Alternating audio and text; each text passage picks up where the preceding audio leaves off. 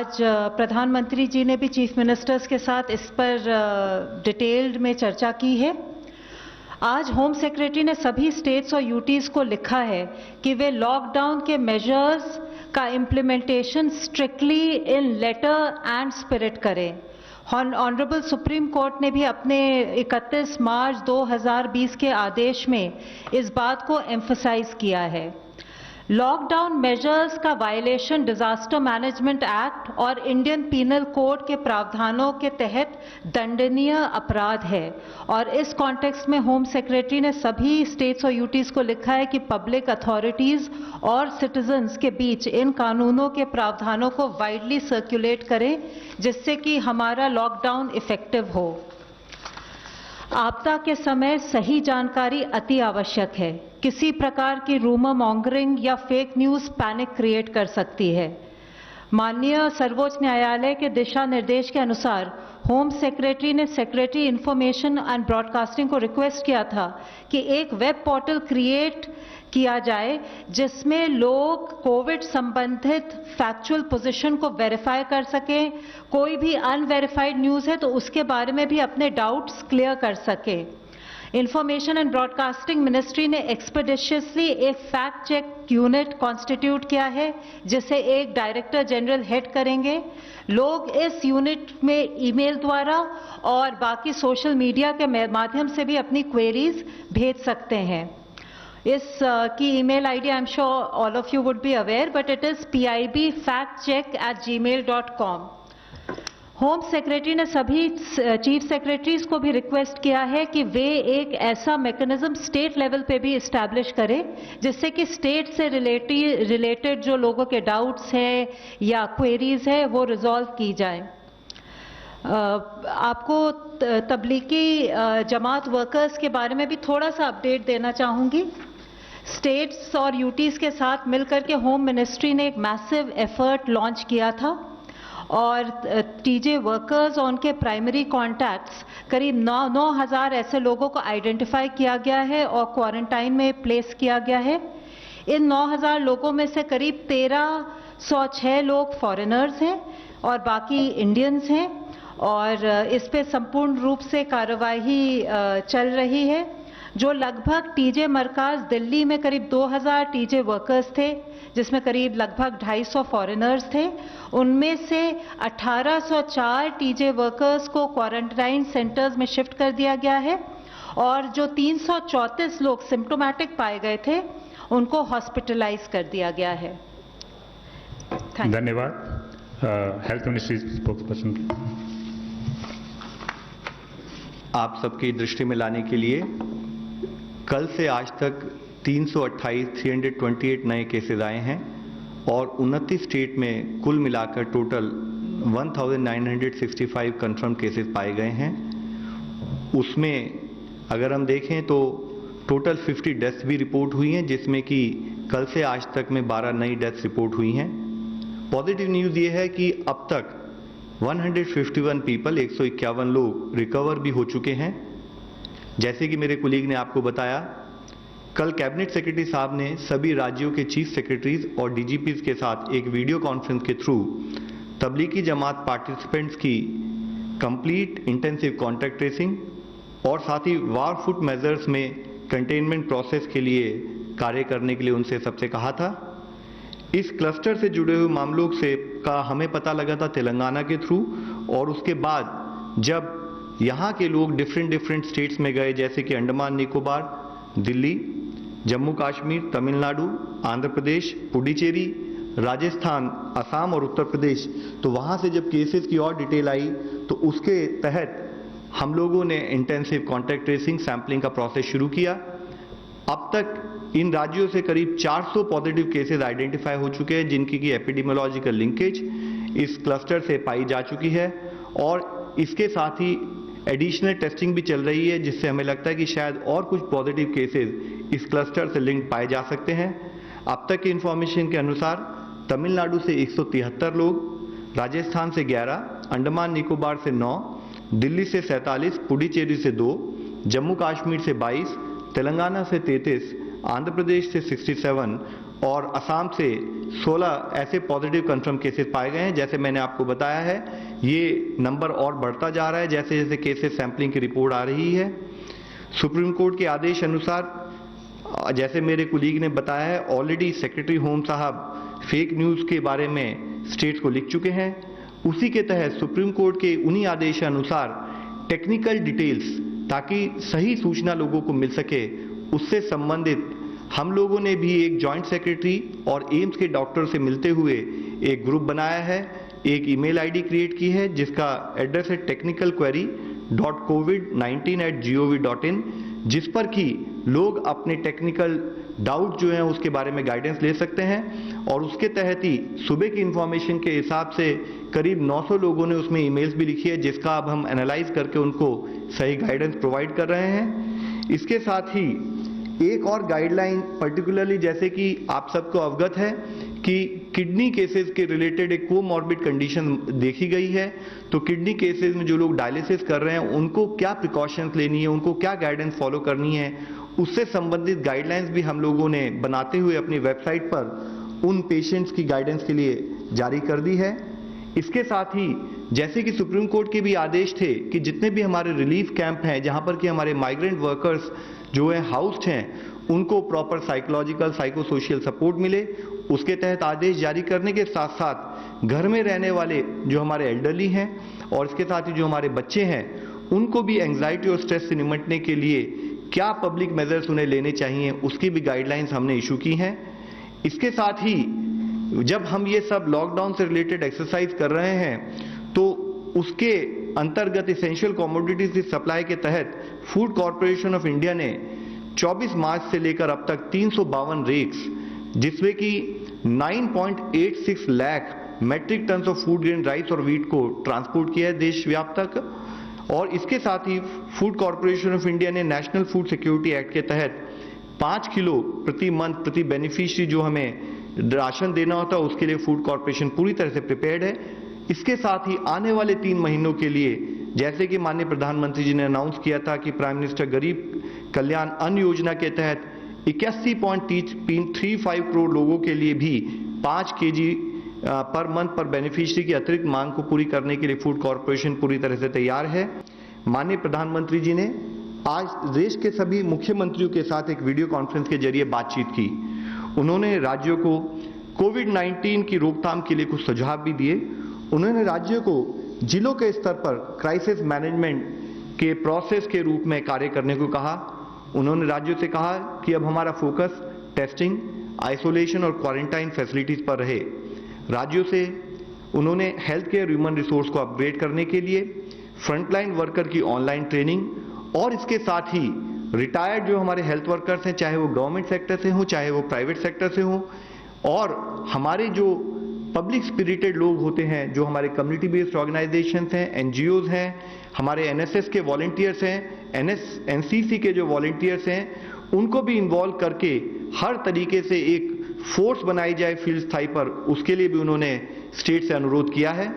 राज्यों ने बताया कि लॉकडाउन से संबंधित सोशल डिस्टेंसिंग मेजर्स और एनहांस सर्विलेंस राज्यों में एक बड़े फोकस्ड वे में कार्य हो रहा है, और विशेष रूप से माइग्रेंट वर्कर्स और जो इंटरनेशनल पैसेंजर्स हैं उनका प्रॉपर फॉलोअप, उनकी सर्विलेंस और उनकी कॉन्टैक्ट ट्रेसिंग का कार्य बड़ी एक पकड़बंदी की तरीके से काम कर रहा है। राज्यों ने ये भी कहा है कि वह जैसे कि आदेश दिए गए हैं वो सुनिश्चित कर रहे हैं कि रिलीफ कैंप्स में साइको सोशल सपोर्ट भी हो और इसेंशियल सप्लाईज प्रॉपर तरीके से सारे स्थाई पर उनको उसको प्रोवाइड किया जाए, उसके लिए राज्य लेवल पर काम चल रहा है।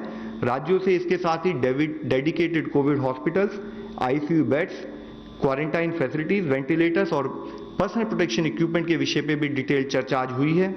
माननीय प्रधानमंत्री जी ने सभी राज्यों से एक चीज कही जो मैं आप सबको अवगत करना चाहूंगा। उन्होंने कहा कि चाहे हम वीडियो कॉन्फ्रेंस के द्वारा अलग अलग बात कर रहे हैं, लेकिन सामूहिकता ही हमारी शक्ति है। उन्होंने ये कहा कि जिस तरह से ये केसेस अभी रिपोर्ट हो रहे हैं, उससे हमें मानना चाहिए कि इस महामारी से हमारी लड़ाई का जो युद्ध है वो अभी शुरू ही हुआ है, और देश का हर नागरिक, हर गवर्नमेंट एम्प्लॉय एक सैनिक के रूप में अलर्ट रहते हुए इस लड़ाई को लड़ना है।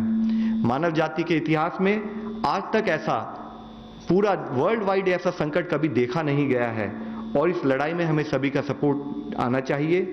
उन्होंने ये भी कहा कि शांति, एकता, सद्भावना और कानूनी व्यवस्था बनाए रखना अति आवश्यक है।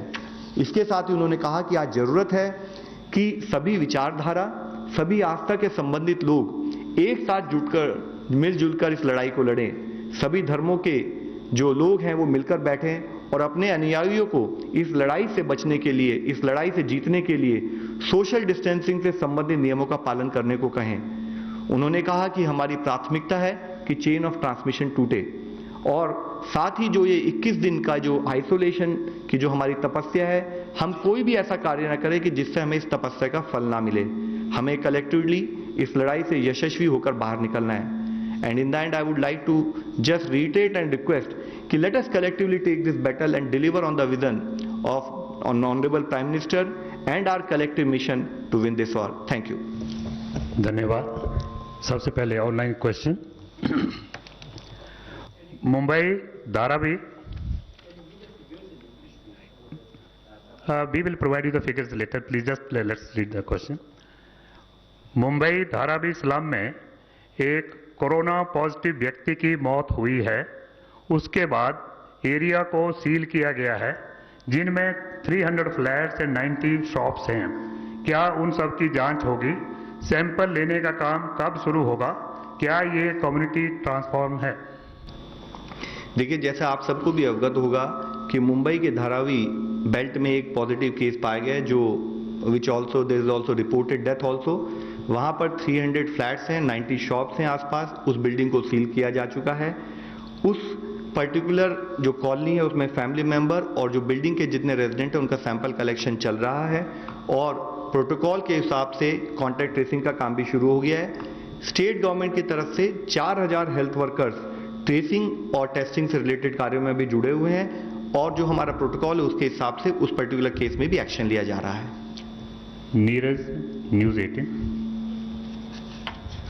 सर, जो पोटेंशियल हॉट स्पॉट्स है और जो हॉट स्पॉट्स हैं उनकी संख्या 20 और 22 के आसपास है। क्या कहाँ है, कोई लिस्ट आपकी तरफ से दी जा सकती है?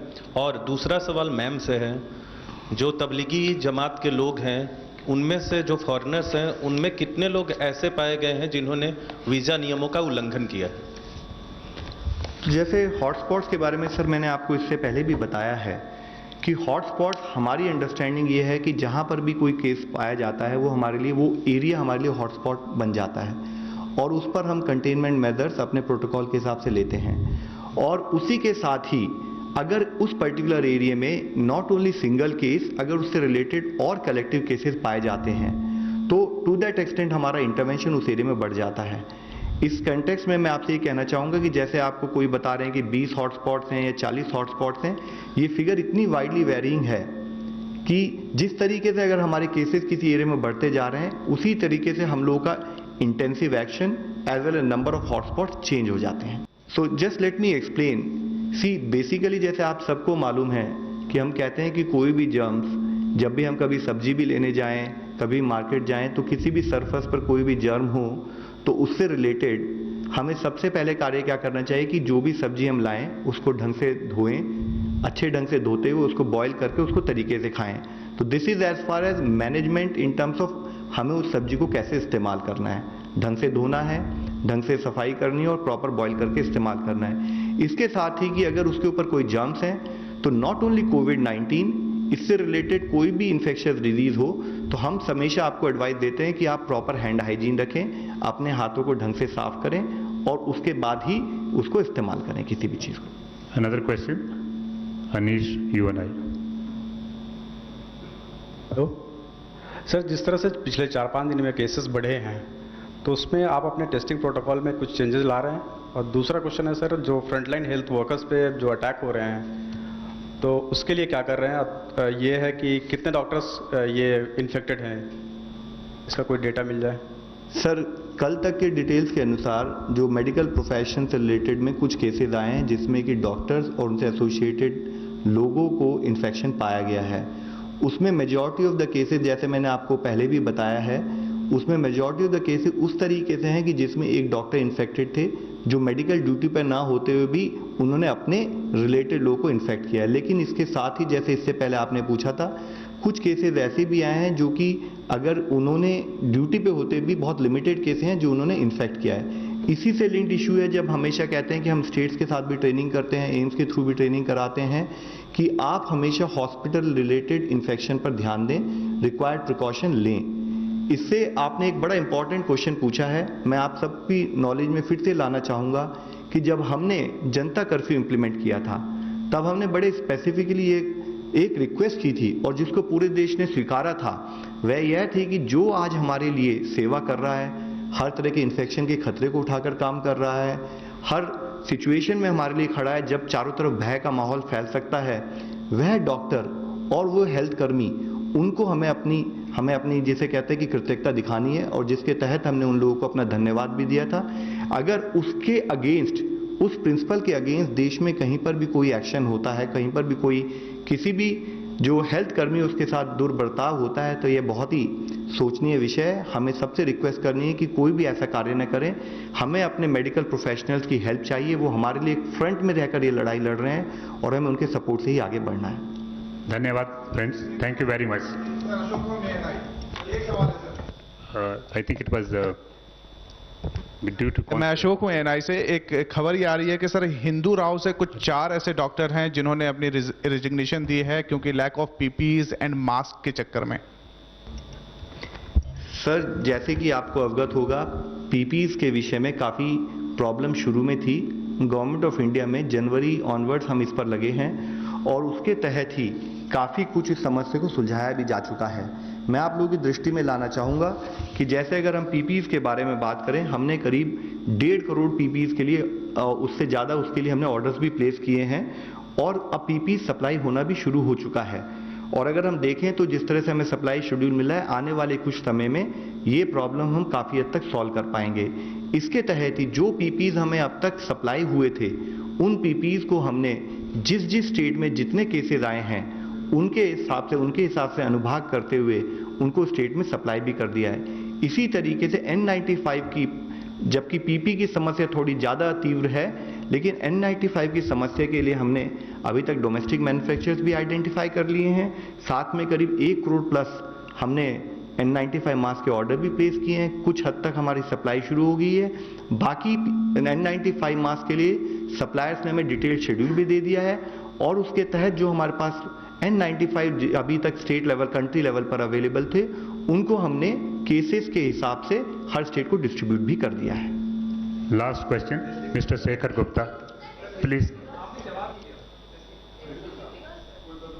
टेस्टिंग के बारे में बताएं doctor.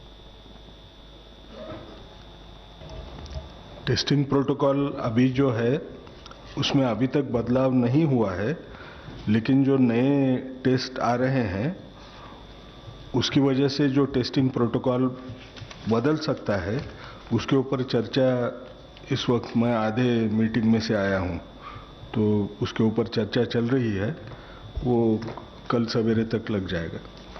Mister Shekhar Gupta, last question sir. Yeah please, no cross question, another question is coming. Yeah Sir, of the patients that we have in India, how many are on ventilator or how many have needed the ventilator?